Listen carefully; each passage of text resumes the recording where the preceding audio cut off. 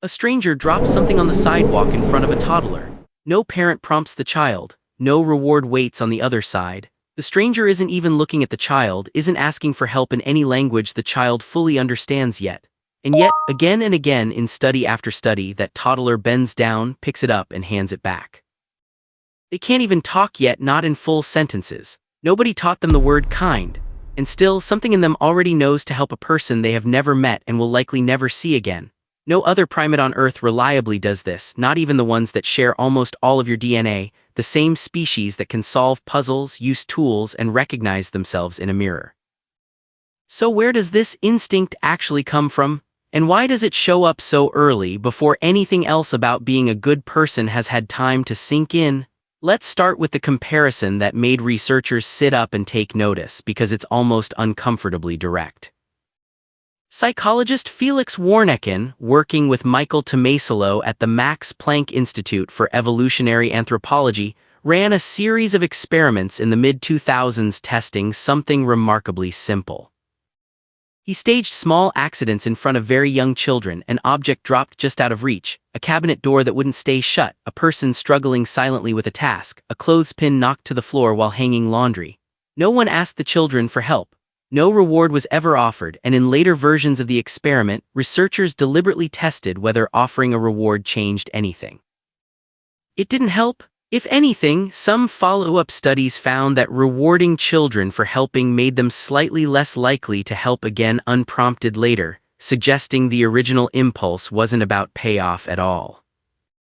In a landmark 2006 study published in the journal Science, Warneken and Tomasolo found that children as young as 18 months old intervened spontaneously, reliably, and immediately, often before the adult had finished expressing the problem out loud.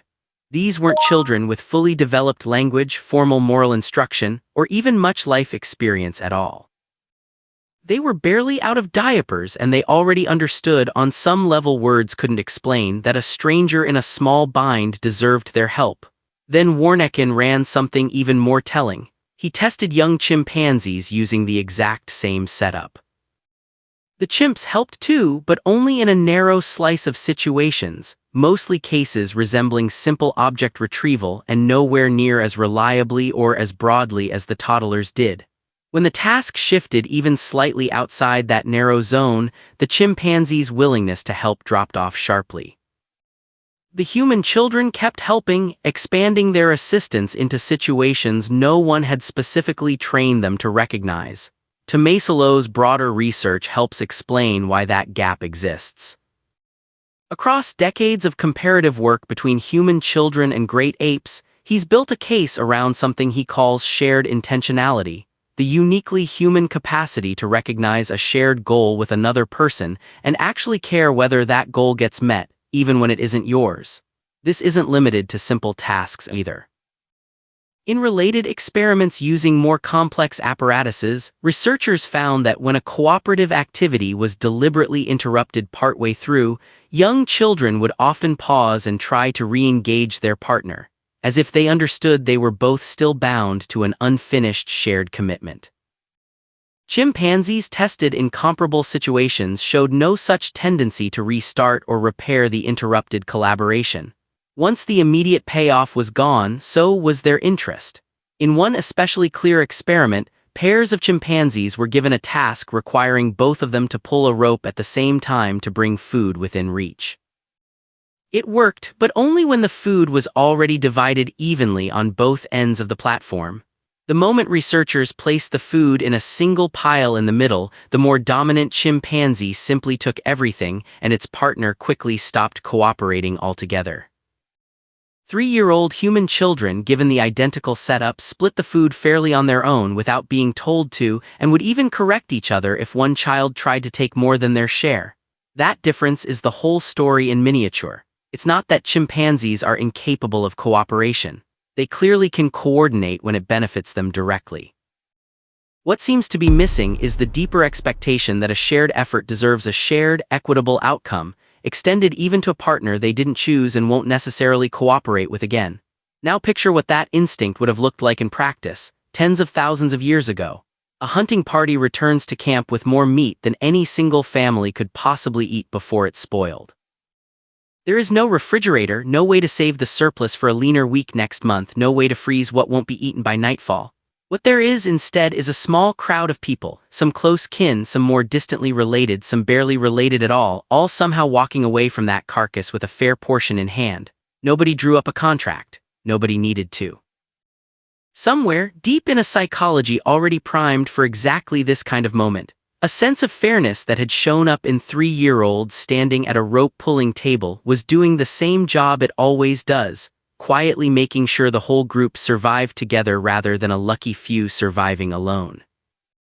It's worth being honest about how this actually played out, because the real anthropological picture is more interesting than a simple fairy tale about universal generosity.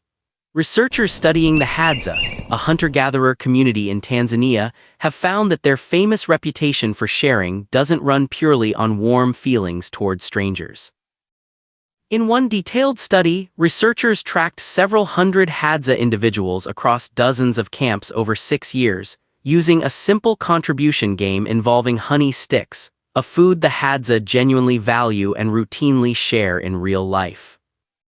Participants could anonymously give up to 4 sticks to a shared pool, which would then be tripled and split evenly among everyone in camp, or they could keep every stick for themselves and free ride on whatever the rest of the group contributed. In a series of studies led by researchers including Corin Apicella and Christopher Smith, Hadza individuals were found to adjust how generously they gave based on the specific norms of whatever camp they happened to be living in at the time, not on some fixed personal level of generosity. People who moved between camps shifted their behavior to match their new camp's standard almost immediately, and much of that sharing overall is shaped by reciprocity, kinship, and social expectation rather than pure, unconditional kindness toward total outsiders. That might sound like it undercuts the whole idea. It actually strengthens it in a different way. What humans clearly evolved wasn't simply a feeling of warmth toward every stranger on sight. It was something arguably more impressive: the capacity to build entire systems, norms, reciprocal obligations, camp-wide expectations, specifically designed to extend care beyond your own bloodline. Chimpanzees never developed anything close to that scaffolding. Humans built it so early and so thoroughly that an 18-month-old who has never once been taught a formal rule about fairness already carries the raw instinct the whole system was eventually built on top of. That's the part worth sitting with. The impulse that makes a toddler bend down to help a total stranger isn't the finished system. It's the seed of it, the same seed that eventually grew into food-sharing norms, reciprocal obligations, and further down the line, blood donation drives, emergency shelters, and strangers wiring money to people they'll never meet after a disaster on the other side of the world. Every one of those systems traces back to something that shows up in a child who can barely stand, long before anyone has had the chance to explain right from wrong in words. You didn't have to be taught to feel a pull toward helping someone you'll never see again. Somewhere in your own toddler years before you could form most sentences, that instinct was almost certainly already there, doing exactly what it's done in your species for longer than anyone can fully trace. Reaching out without being asked, simply because someone nearby needed a hand.